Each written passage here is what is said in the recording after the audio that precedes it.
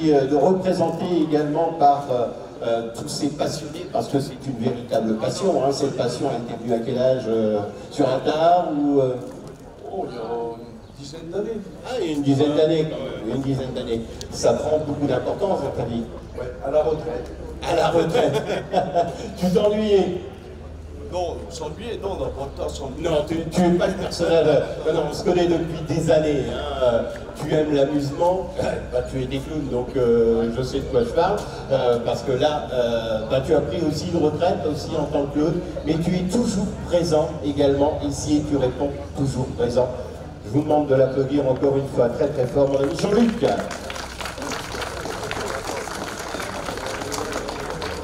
Voilà, alors tous les élus présents également, monsieur le maire avec les élus. Dans quelques instants, nous allons passer tout simplement à la partie intérieure, là où va se dérouler donc ce fameux, bien sûr, baptême républicain. Voilà, dans quelques instants, on va s'y retrouver.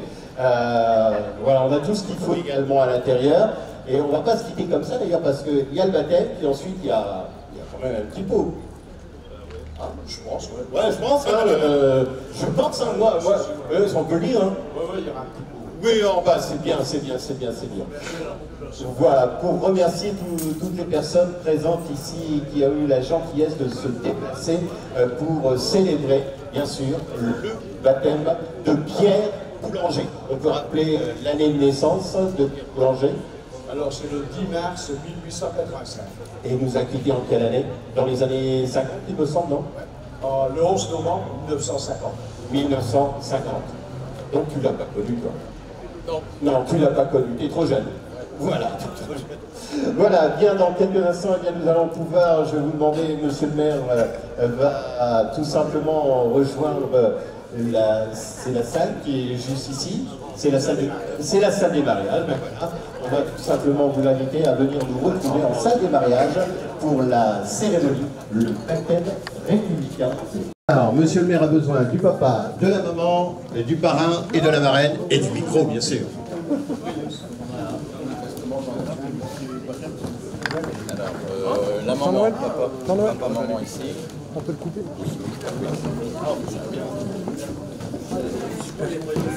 C'est bon? Oui, c'est bon. D'ailleurs, il faudra dire qu'il y a bien notre photo.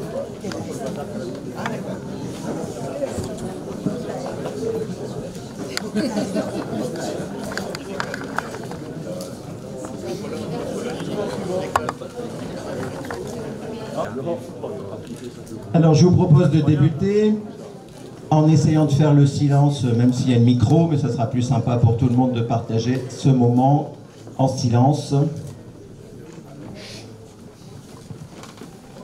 Alors, je vais commencer évidemment par vous souhaiter la bienvenue dans cet hôtel de ville, monsieur le député, madame la conseillère départementale, saluer les adjoints qui m'ont rejoint, vous saluer toutes et tous, et évidemment, au-delà de vous souhaiter la bienvenue, c'est vous signifier le grand plaisir, le grand bonheur qui est le mien de vous accueillir nombreux, et de très loin. Donc, j'ai pas bien entendu tout à l'heure quelqu'un qui est de Toulouse, c'est ça? Qu'est-ce que j'ai bien compris? Voilà, donc monsieur est là, donc bienvenue aux Toulousains, dans le Nord. Pour un moment, donc, au-delà du plaisir de vous accueillir nombreux, c'est surtout le plaisir de vivre ce moment, de partager ce moment, un moment rare, privilégié. Donc, parce que c'est pas tous les jours dans une commune que l'on baptise un géant, et dans le mandat d'un maire, ou même dans 2 mandats de maire, c'est pas non plus tous les jours que l'on baptise un géant. Alors moi j'aime bien quand je fais quelque chose, comprendre ce que je fais. Et donc avant de procéder, ce qu'on peut faire en 5 minutes à baptême, donc à chaque fois j'explique un peu ce que l'on fait dans cette salle des cérémonies, et que souvent on fait plein de choses qui sont des traditions multiséculaires, voire millénaires, que l'on répète de génération en génération par mimétisme, et puis de génération en génération on en perd parfois l'origine, on en perd parfois le sens. C'est pourquoi lorsqu'il y a des mariages, j'explique quelques traditions, pourquoi il y a toujours un bouquet pour la mariée. C'est une tradition qui date de la Rome antique. Pourquoi on échange des alliances? C'est une tradition de l'Égypte antique. Pourquoi on klaxonne? C'est une tradition qui nous vient du Moyen-Âge. Donc vous voyez, tout ça on le fait de génération en génération en ayant perdu le sens. Donc aujourd'hui, c'est deux traditions que nous allons perpétuer. La première, c'est celle des géants du Nord, et la deuxième, c'est celle du baptême républicain. Donc vivre deux traditions en même temps, c'est un double privilège. Et donc les géants du Nord, pareil, on les voit lors de nos défilés, lors de nos ducasses, lors des cérémonies municipales, lors des fêtes locales. Puis parfois, on a un peu oublié d'où ça vient, cette tradition. Et là aussi, c'est une tradition qui est très ancienne, puisqu'elle remonte au XVe siècle, au XIIIe siècle, pardon, dans la péninsule ibérique. Mais cette tradition des géants, nous, quand on parle de géants aujourd'hui dans le Nord, on voit forcément Mainpoil, Potelot, le sapeur vilain, aujourd'hui Pierre Boulanger. La tradition des géants, elle est bien avant, elle est dans les légendes, dans les croyances.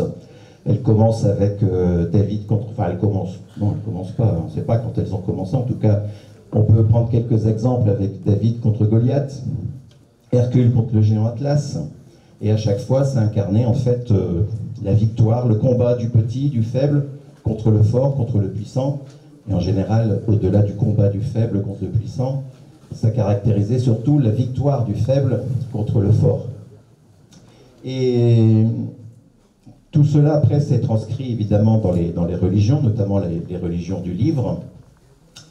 Et là, on arrive donc de ces légendes antiques, justement, à ce qui nous intéresse aujourd'hui, la tradition des géants comme nous la connaissons, qui est une tradition donc, qui naît au XIIIe siècle dans la péninsule ibérique, en Espagne, au Portugal, et justement dans le cadre de la Reconquista de l'Espagne, à savoir la reconquête par les catholiques de l'Espagne musulmane. Et je vous disais que les géants, c'était la tradition, enfin la symbolique du petit contre le grand, du faible contre le fort. Et donc ça, c'est parti dans les religions du livre, sauf que après cette reconquista de l'Espagne par les catholiques, en fait, la connaissance de la religion du livre, elle était réservée à celles et ceux qui parlaient latin, puisqu'on ne parlait de ça que dans les églises, et les messes étaient en latin. Ça veut dire que c'était réservé à une élite nobiliaire, et puis au clergé, et que le tiers état, le peuple, lui, n'avait pas accès à cette connaissance de la Bible, puisque on est là sur la Bible. Et donc, il y a une réflexion des religieux pour essayer d'éduquer le peuple, sauf que le peuple, en latin dans les églises, il ne comprend pas. Donc, on va commencer les processions, et dans ces processions où on parle, on éduque le peuple sur l'histoire de la Bible, sur l'histoire de la religion. Ces processions vont raconter la lutte des faibles contre le fort, et en gros du mal et du bien entre eux, et avec la volonté de faire terrasser le bien contre le mal. C'est un des fondements de la religion, comment la lutte entre le bien et le mal, et comment le bien peut terrasser le mal. Et donc, dans ces processions vont arriver des scènes de l'histoire de la Bible qui vont concerner des géants. Un des premiers géants dont on parle, c'est Saint Christophe. C'est celui qui porte le Christ. Donc, je ne sais pas si vous connaissez la légende ou l'histoire vraie, chacun choisira la bonne acception. Saint Christophe, c'était le Christ qui était bébé, qui ne pouvait pas traverser une rivière. Et il y a quelqu'un de très grand, géant, qui a porté le Christ sur ses épaules. C'est pour ça que Christophe, ça vient du grec, qui a porté le Christ. Et donc, c'est un des premiers géants dont on parle. Et donc, dans ces processions, progressivement, on va sortir Saint Christophe, qui va être représenté comme un géant. On va sortir Saint Georges également, qui avait dompté un dragon qui réclamait sans arrêt des sacrifices, et qui, après l'avoir dompté, l'avait tué. Voilà, donc, sont sortis du culte catholique les géants qui caractérisent la lutte du bien contre le mal. Et tout ça s'est diffusé dans l'Europe, puisque vous n'êtes pas sans savoir que, et notamment le Nord ou la Belgique, puisque vous n'êtes pas sans savoir que nous avons appartenu durant quelque temps au Royaume d'Espagne et aux Pays-Bas espagnols. On disait même au XVe siècle que l'empire de Charles Quint, le soleil ne se couchait jamais sur cet empire, tellement il était grand. Et donc cette tradition ibérique du XIIIe siècle est arrivée chez nous au XVe siècle lorsque nous étions sous domination espagnole. Et donc ça s'est diffusé un peu partout, d'un point de vue très religieux dans un premier temps. Et après, l'Église, ça l'a un peu embêté, cette histoire des géants, parce que si on les sortait pour les processions religieuses, on les sortait aussi pour les foires, pour les ducasses, et là, c'était quand même un peu plus profane. Et donc, l'Église a souhaité faire disparaître les géants des processions, et ça s'est vraiment ancré dans notre patrimoine local. Alors, quand comme ça venait des Pays-Bas, en flamand, c'est Ruys, et pour les Picards, c'est Gaillan. Et Gaillan, qui est d'ailleurs, alors c'est parce qu'on est très très près, en tout cas, c'est celui qui est le premier connu en 1530, et sa femme a été créée l'année d'après, en 1531. Et donc, c'est cette tradition que nous perpétuons chaque année à Gaillan, pour les fêtes de Gaillan, au cortège de la ducasse de Saint-Noble, et aujourd'hui avec la création d'un nouveau géant. Alors parfois, aujourd'hui, ce sont des êtres soit imaginaires, soit des animaux, ou alors des personnes qui ont vraiment existé, mais sans relation avec la religion. C'est le cas aujourd'hui, donc, mais ça je ne vais pas refaire l'histoire, parce qu'elle a été faite en bas pour meubler un peu et occuper. Donc c'est l'histoire de Pierre Boulanger, et ces géants qui sont le signe du Nord. Je crois qu'on en a plus de 560 dans le Nord. Et certaines époques, c'était un peu tombé en désuétude. Et comme les géants ont la même vie que les humains, savoir qu'ils naissent, ils sont baptisés, ils se marient parfois, et malheureusement, ils meurent.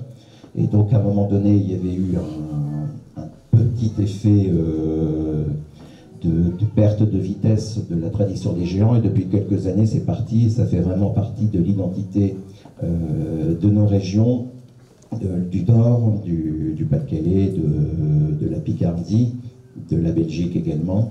Et nous sommes toujours heureux de les voir sortir. Ça annonce des fêtes locales qu'on est toujours, il faut aussi le dire, bien heureux d'accueillir dans nos contrées, parce que malheureusement le vivre ensemble, le partage, la fête, la joie, c'est un peu, là aussi, un peu en perte de vitesse et un peu de repli sur soi. Donc moi je suis très heureux d'avoir accueilli au mois de septembre ce nouveau géant dans la famille des géants, puisque la tradition a été respectée. Le papa et la maman sont venus le déclarer en mairie, et le maire leur a remis un certificat de naissance que j'ai vu que vous aviez conservé précieusement, puisque le Dudage Club l'a accroché aujourd'hui.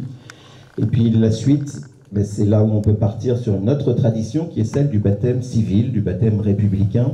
Là aussi, on le fait parfois mécaniquement, sans bien savoir ce qu'est le baptême civil, le baptême républicain. Et là aussi, c'est une longue tradition, puisque cette tradition, le baptême républicain, a été instituée officiellement par la Convention du vin prairial de l'an 2. Alors, il y a une tradition, désolé pour le parrain et la marraine, je le fais à chaque fois quand j'explique ça en disant que vous allez avoir en charge d'accompagner le petit enfant que les parents viennent présenter sur l'autel de la République. Donc, moi, je suis le grand frère de 3 sœurs, donc je suis X fois parrain, donc c'est moi qu'on interroge quand il y a des choses qu'on ne sait pas. Alors, je commence toujours par les hommes. Jean-Luc, le vin prairial de l'an 2, tu peux nous expliquer quelle est la date? Le vin prairial de l'an 2. Parce qu'après, si le parrain ne sait pas répondre, je demande aux parents s'ils changent de parrain ou pas. Hein. Bah, c'est vrai, tiens, j'ai vu que Jean-Marie, qui est un historien local, alors toi, l'historien qui nous fait des cours d'histoire, surtout, vin prairial en 2. 1794, non? Ah, bien. Je crois que c'est la première fois qu'on me trouve au moins 1794. Vous avez soufflé? Parce que je voyais qu'il regardait là. Non, je louche. Ah bah il louche. Il n'y a rien pour lui. Parce que juste pour l'anecdote, je vous la partager, on a inauguré les orgues, puisque Jean-Marie est le président des orgues, et le député était là, et il a juste, c'est juste donné le nom du député de la circonscription voisine. Donc là, en fait, voilà. Donc 1794, vin prairial.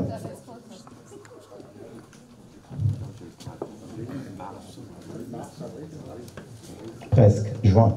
C'est le 8 juin 1794. Donc le baptême républicain, c'est la Convention qui l'institue, le vin prairial en 2. Mais la première cérémonie de ce genre avait déjà eu lieu à Strasbourg quelques années plus tôt, en 1790, et c'était la première fête de la Fédération. 2 enfants avaient été baptisés sur l'autel de la patrie.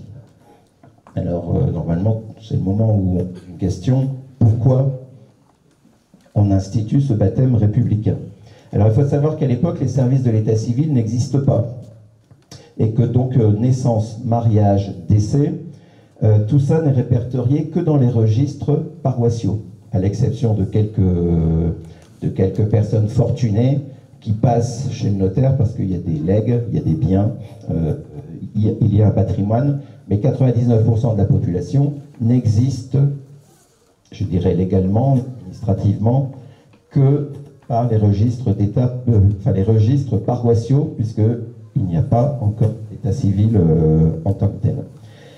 Et le baptême civil, ça va être la suite logique de la Déclaration des droits de l'homme et du citoyen, qui proclame dans l'un de ses 17 articles le respect des opinions et des croyances. Et ce baptême républicain, il va rester en usage jusqu'au Premier Empire, c'est-à-dire sous Bonaparte, qui était alors premier consul, et qui travaille à la rédaction du Code civil. Cette rédaction du Code civil, elle a lieu le 30 Ventose en 12. Madame la marraine, je suis sympa parce que je dis, j'explique à la marraine, je pose la question, voilà, le mari l'aide derrière. C'est toujours comme ça, j'ai l'impression. Alors, 30 Ventose en 12, qui est la bonne date? J'ai donné au moins tout à l'heure. 1804. 1804, c'est bon. Il y a à la fois Bonaparte, premier consul, Code civil, et comme c'est l'an 12, c'est 10 ans après 1794. Pardon. Et ensuite, 30 Ventose. Et celui qui trouve, il y a... C'est le premier à avoir son verre servi par le Dodoche Club. Alors, Ventose. Voilà. En fait, c'est un piège parce qu'effectivement, Ventose, c'est Mars. Je ne sais pas pourquoi. Effectivement, on pense plutôt au... Ah ben voilà, c'est vrai. Mais c'est vrai que spontanément, quand on dit Ventose, on pense plutôt aux tempêtes automnales. Donc le 30 Ventose en 12 enregistré, parce qu'il y a peut-être une troisième question, 21 mars 1804. Et ce décret dont on parlait tout à l'heure, du 8 juin 1794, il n'a jamais été abrogé. Oui. Tout à l'heure, je vous parlais des géants qui remontaient au XIIIe siècle. Et bien aujourd'hui, nous sommes ici grâce à un décret qui date du 8 juin 1794 et qui n'a jamais été abrogé. Et ce qui nous permet donc de procéder à ces baptêmes républicains, baptêmes civils. Alors, cette cérémonie peut donc être célébrée tout à fait légalement, même si l'engagement n'a aucune valeur juridique. Autant quand on vient ici et qu'on signe pour son mariage, ça crée des droits et des devoirs que l'officier d'état civil est obligé de rappeler aux futurs mariés avant qu'ils signent. Mais le baptême, ça ne crée aucun droit, aucun devoir, juridiquement, légalement. Pour moi, ça en crée quand même d'un point de vue très symbolique. Et la symbolique, je pense que de temps en temps, c'est important. Voilà. Donc quand on vient ici, on n'a aucun droit sur la personne baptisée, parce qu'on souvent dit des enfants, mais il m'arrivait de baptiser des gens un peu plus âgés, c'était le symbole, ils voulaient se baptiser, on l'a fait. Ou alors c'est parce qu'il y avait un petit frère, et puis donc on baptisait beaucoup plus tard. Donc notamment si les parents décèdent, ça ne crée aucun droit pour les... Parce que ça grésille. Je sais que mon épouse, à chaque fois quand ça grésille, elle me dispute le soir en disant « t'as pas bien parlé dans le micro ». Donc Nadia, vous me ferez une attestation comme quoi c'est le truc et que c'est pas moi. Hein. Voilà, comme ça vous savez tout. Donc ça ne crée aucun droit, ce baptême, c'est vraiment un moment symbolique. Alors ça l'est à chaque fois que j'ai des parents avec un vrai enfant. Aujourd'hui, la notion de symbole, on la maîtrise et on la comprend encore plus aisément. Donc le contenu de la cérémonie, il s'agit simplement d'une déclaration de parrainage qui est faite devant l'officier d'état civil. Et si l'officier d'état civil est là aujourd'hui, il est là à chaque baptême, c'est pour conférer une certaine solennité à ce parrainage civil qui n'engendre pas de droit ou de devoir, qui n'a aucune valeur légale. Et c'est pourquoi il y a tous les attributs de la République, avec les écharpes tricolores, avec la photo du président de la République, avec les différents drapeaux. Et c'est pourquoi également j'ai souhaité que ce baptême se fasse. On avait travaillé avec le Dodoche Club, on pouvait le faire à différents endroits. Et moi, j'ai vraiment souhaité qu'on le fasse ici, dans cet hôtel civil, pour que le caractère de solennité soit encore plus marqué. Alors, c'était pas facile, ce d'autant plus que vous avez vu que nous sommes en travaux. Et on avait les travaux de l'hôtel de police, on avait les travaux du théâtre, et on avait les travaux de la mairie. Donc, le service me conseillait plutôt de ne pas faire le baptême ici. J'ai tenu bon, et je pense qu'effectivement, c'est une bonne idée que ce géant, en plus on va l'immortaliser, il y aura des photos, ça ira dans les archives des uns et des autres. Et c'est dans la salle du conseil municipal, c'est dans la salle des cérémonies de la ville de Saint-Noble. Donc le caractère authentique et solennel qui lui est conféré par ce baptême est d'autant plus important. Et pourquoi donc on vient si ça ne crée aucun droit ni devoir, que ça n'a aucune conséquence juridique? C'est tout simplement justement pour donner à cet acte de parrainage un caractère de solennité authentique et qui vise à placer l'enfant sous la protection des institutions républicaines et laïques et le déclarer filleul de la République. En gros, je vous ai dit tout à l'heure que le début, tout ça, c'était la période de la Convention, c'était les registres paroissiaux, et le but, c'était dans la Révolution française de contrer le poids de l'Église et de dire que la vie, on venait la déclarer, elle débutait en mairie, quand elle cessait, on vient faire signer les actes de décès, et puis on ajoutait à ça le mariage, et manquait donc le baptême, et donc le baptême peut avoir lieu justement pour contrer le poids de l'Église qui était là à l'époque. Et en fait, c'était donc de placer l'enfant sur la protection des institutions républicaines et laïques, et le déclarer filleul de la République. C'est donc ce que nous allons faire dans quelques instants. Et les parrains et les marraines prennent un engagement moral dans cette cérémonie de baptême républicain ou de baptême civil, qui est de respecter la volonté des parents dans ce domaine. Donc, les parents sont là aujourd'hui, et de lui donner, au cas où l'enfant leur serait confié, non seulement les soins matériels, mais aussi toutes les vertus de la morale républicaine. Alors, c'est important chaque jour de notre vie, mais je pense que même que pour un géant, ça peut aussi avoir du sens que de se dire qu'il est placé, il est présenté à la République, et que les parrains marraines veilleront à ce que les géants, on pourrait bien imaginer aussi des dérives sur les géants, donc les parrains marraines, au-delà de l'engagement symbolique, mais c'est un engagement fort de placer l'enfant sous l'autorité et la protection des institutions républicaines et de veiller qu'il n'y ait pas de dérive. On en parle parfois, donc je ne pense pas qu'il y aura de risque avec le Dedoche Club et avec le géant Pierre Boulanger. En tout cas, voilà ce à quoi nous sommes en train de participer. Et c'est donc totalement informé de ce qu'est un baptême républicain, un baptême civil, que nous allons donc procéder aux signatures des certificats de parrainage civil. D'habitude, on en signe un seul, mais là, du coup, j'ai prévu d'en signer un peu plus. Comme ça, tout le monde pourra repartir par un marraine de Dedoche Club. Et puis, nous, on en gardera un également pour nos archives. Alors, le certificat de parrainage civil, je vais vous le lire parce que c'est vrai que moi je le connais. Alors, il est noté certificat de parrainage civil le 15 avril 2023 à 12h. Devant nous, Christophe Dumont, maire de Saint-Noble. Alors, je le dis toujours, devant nous, c'est pas moi qui l'écris, c'est la formule. Je suis tout seul dans ma tête, n'ayez pas crainte. Mais en tout cas, c'est devant nous, Christophe Dumont, maire de Saint-Noble, a comparu publiquement en vue de recevoir le baptême civil géant Pierre Boulanger, né le 17 septembre 2022 à Saint-Lenoble, avec la volonté d'être placé sous l'égide et la protection de l'autorité républicaine et de prendre pour parrain et marraine Jean-Luc Jouvenet, né le 18 juillet 1953 à Saint-Lenoble. Voilà, c'est des dernières générations, il naissait encore à Saint-Lenoble, donc un vrai Sinois pur. Retraité domicilié 186 rue Emmanuel Charles à Saint-Lenoble, et tout à l'heure dans la partie liminaire on vous a expliqué que c'était la cheville ouvrière du projet, que c'est un passionné de géants. Il a déjà notre idée pour un géant local, et il a toujours été très attentif aux traditions des géants à Saint-Lenoble.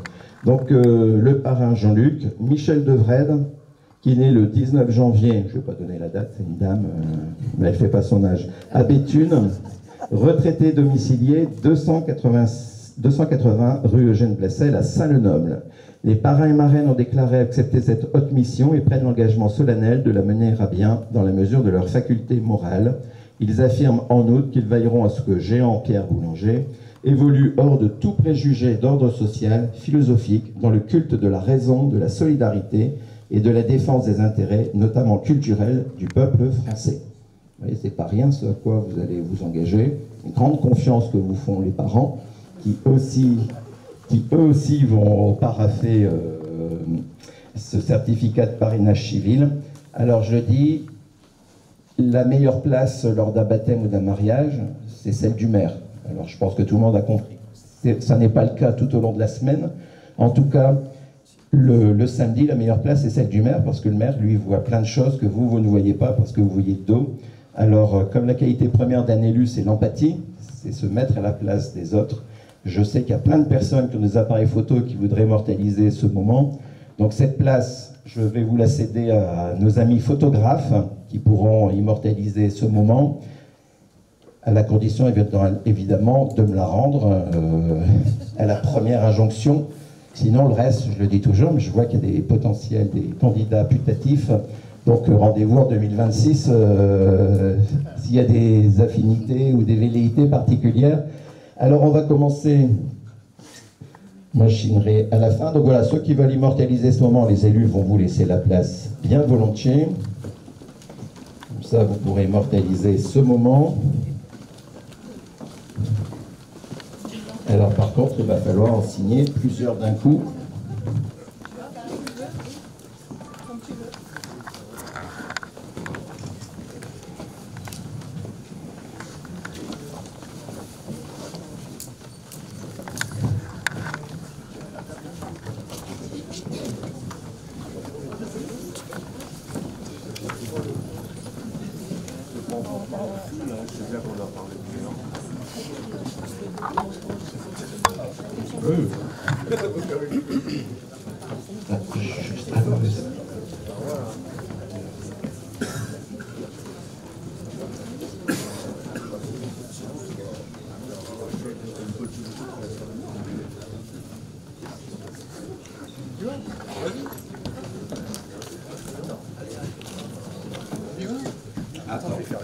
Attends, Jean-Marie, laisse faire le maire, il gère mieux ça que toi, Jean-Marie. Jean-Marie, tu vas te calmer. Alors, moi, je laisse la place pour les photos. Allez, honneur à la maman, Thérèse. Comme quoi, vous autorisez bien. Alors, vous avez les parents, voilà. Vous en avez 5 à signer. Ça, vous repartirez chacun avec le vôtre.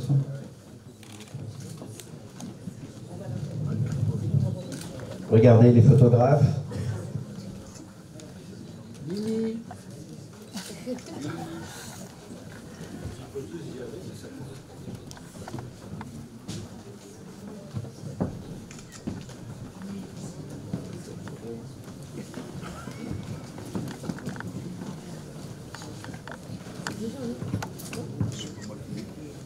Donc évidemment, ceux qui prennent des photos doivent donner une photo à tous ceux qui sont là. Ça sera sur Facebook. Bon.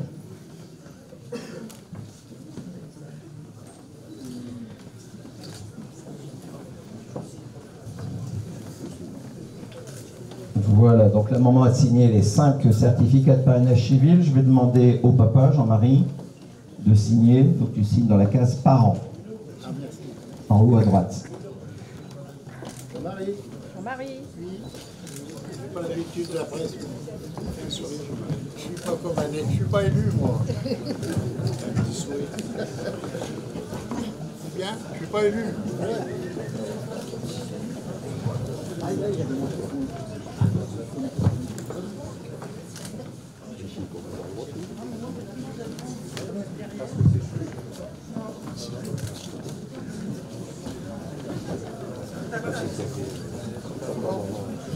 Ah bah, tu as signé les 5, très bien Jean-Marie.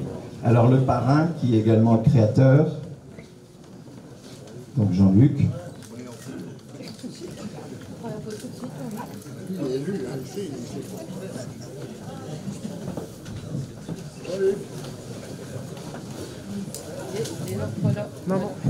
Là Jean-Luc, c'est Mbappé qui signe au PSG là. Non mais ils t'ont déjà pris en photo sur les 3 premières, Jean-Luc, c'est bon maintenant. Ah, à gauche, ils ne sont pas prêts. Ici, la défaite d'Mbappé. Ici, la défaite d'Mbappé. Ah oui, en plus, c'est PSG Lens aujourd'hui. Ah, voilà. Voilà, donc la marraine. On va regarder également les photographes.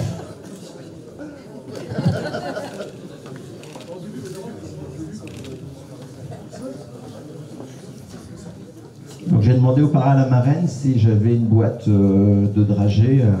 Elle est due proportion du géant. Parce que parfois les parents m'offrent des dragées, mais c'est des... Donc là... Ah, c'est des petits. Bon. Vous n'avez pas vu grand pour la boîte de dragées, mais c'est dommage. Regarde-moi tantôt. Michel. Voilà. Et Michel me faisait remarquer, Jean-Luc, que tout à l'heure, la première présidente du Dodoche Club, c'était Michel. Ouais.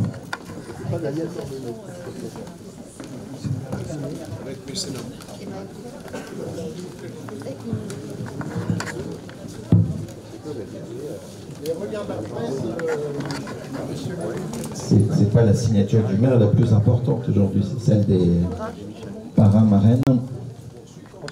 Avec le Sénat. Ouais. Première assemblée. J'ai du mal.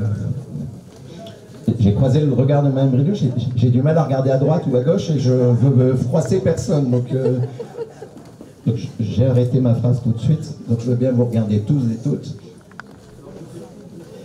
Voilà, donc comme je l'ai dit, il faut. Le président, qu'est-ce qui. Je recède la place au président. Tu veux dire un petit mot, Santo? Bonjour à toutes et à tous. Bon, on a dit beaucoup de choses. Je pense l'essentiel. Moi, ce que je vais vous dire, c'est une chose. Ce géant, c'est pas le géant du Dodoche Club. C'est le géant, votre géant, le géant des habitantes et des habitants de Saint-Lenoble avant tout. C'est un géant qui va nous représenter à chaque sortie. Il représentera la 2 chevaux, bien entendu, puisque c'est son concepteur, mais il représentera également Saint-Lenoble, sa ville natale. Sa ville natale, tout à fait. Et je vais remettre... Merci. Donc on va remettre des dragées, puisque vous voulez donner des dragées, voilà. Alors, monsieur le maire, il y a un paquet pour vous. C'est pas proportionnel. Hein. Merci beaucoup. Même si effectivement c'est pas proportionnel, en tout cas c'est très beau, ça me touche beaucoup. Et c'est fait maison, alors c'est encore mieux. Et du coup ça ira rejoindre tout ce que je reçois qui est dans mon bureau. Je ne jette jamais rien et ça me rappelle toujours des bons moments. Aujourd'hui ça me rappellera un très bon moment. Donc je vais te tenir le micro si tu veux. Madame Bridou.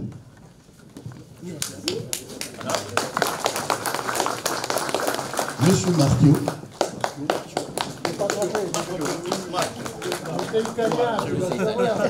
C'est italien. Ensuite, monsieur Delano n'étant pas là, monsieur Jouvenet, le parrain.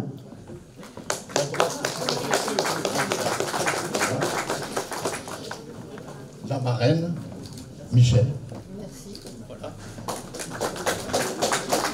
Papy, Jean-Papi, le couvre. Papa, le couvre. Ensuite, madame Thérèse Botel, la maman. Ensuite, les cousettes. Elles sont où les cousettes?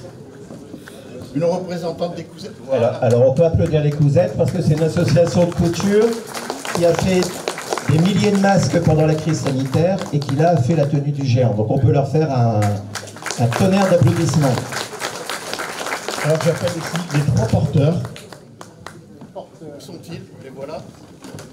Les 3 porteurs donc de géant Pierre Boulanger. Voilà, c'est rien, tu donnes au collègue. Ça marche. Voilà.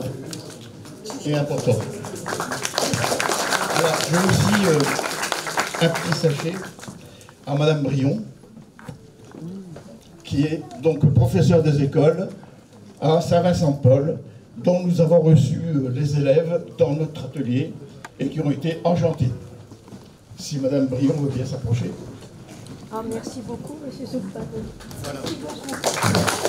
Et du coup, il y a même un élève qui a souhaité venir au baptême parce qu'il avait été voir le géant avec Madame Brion. Oui, plusieurs d'ailleurs. Ah, bah alors, plusieurs. Alors. Dites-moi, les enfants, vous voulez bien avancer? S'il vous plaît, venez. Venez. Ça, c'est la relève. C'est la relève sinoise. C'est eux qui, demain, peut-être, achèteront une 2 chevaux. N'est-ce pas? Est-ce que ça vous a plu, la 2 chevaux? C'était bien? Est-ce que vous reviendrez? Oui? Merci beaucoup. Ça nous a fait très, très plaisir.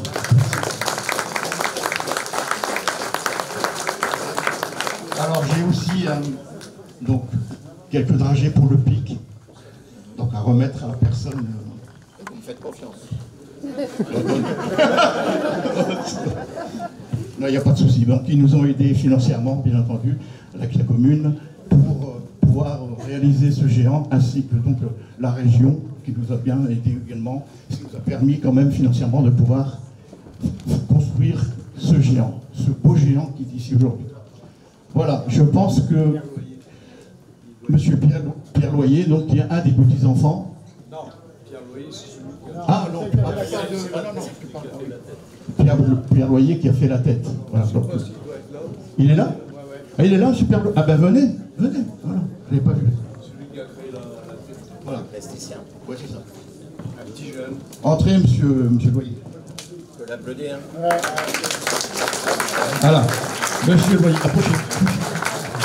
Monsieur Loyer, donc, qui a réalisé la tête et les mains. C'est vraiment un très très beau travail. Merci, monsieur Loyer. Merci beaucoup. Et voilà pour vous. Alors, je pense que je peux conclure. Est-ce que vous savez ce qui va se passer maintenant? C'est une question. Vous ne savez pas? Allez, le Dedoche Club vous offre un petit pot. Merci beaucoup. C'est un peu dur.